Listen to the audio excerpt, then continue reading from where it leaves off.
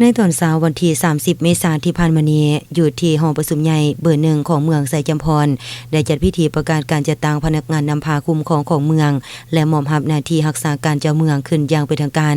โดยการเป็นประธานของท่านดวงตามรคาสุขคณะประจำภาคแขวงประธานกวดการภาครัฐแขวงบุรีคำไซมีคณะบริหารงานภาคเมืองหัวหน้ากองบัญชาการป้องกันศาสตร์ป้องกันความสงบหัวหน้าห้องการห้องการพร้อมด้วยนายบ้านเทศบาลเข้าร่วมในพิธีทานพิสิทธิ์อินบุญพรคณะประจำภาคเมืองหัวหน้าคณะจัดตั้งเมืองได้ขึ้นผ่านข้อตกลงว่าด้วยการแต่งตั้งรักษาการเจ้าเมืองและรักษาการห้องเจ้าเมืองไสจำพรซึ่งเห็นดีแต่งตั้งท่านซอยมณีจันเน่งเปาเป็นรักษาการเจ้าเมืองไสจำพรท่านบุญพรเลิศบุตรดีเป็นรักษาการห้องเจ้าเมืองไสจำพร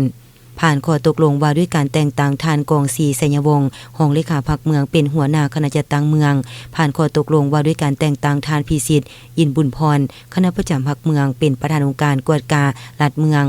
ผ่านข้อตกลงว่าด้วยการแต่งตั้งท่านสีพันธ์ไสสมบูรณ์เป็นประธานแนวราวสร้างศาสตร์เมืองผ่านข้อตกลงแต่งตั้งท่านบุญคำไสเกียธงบือเป็นหัวหน้าคณะโฆษณาหัวเมืองพร้อมผ่านข้อตกลงว่าด้วยการแต่งตั้งท่านนางแสง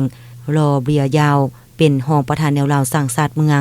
ซึ่งให้เกียรติมอบข้อตกลงโดยท่านดวงตามรคาสุขคณะประจำภาคแขวงประธานองค์การกวดการภาครัฐแขวงบุรีคำไซ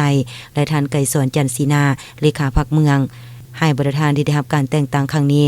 พร้อมกันนั้นยังได้ผ่านมติตกลงของคณะประจำภาคเมืองว่าด้วยการแบ่งหน้าที่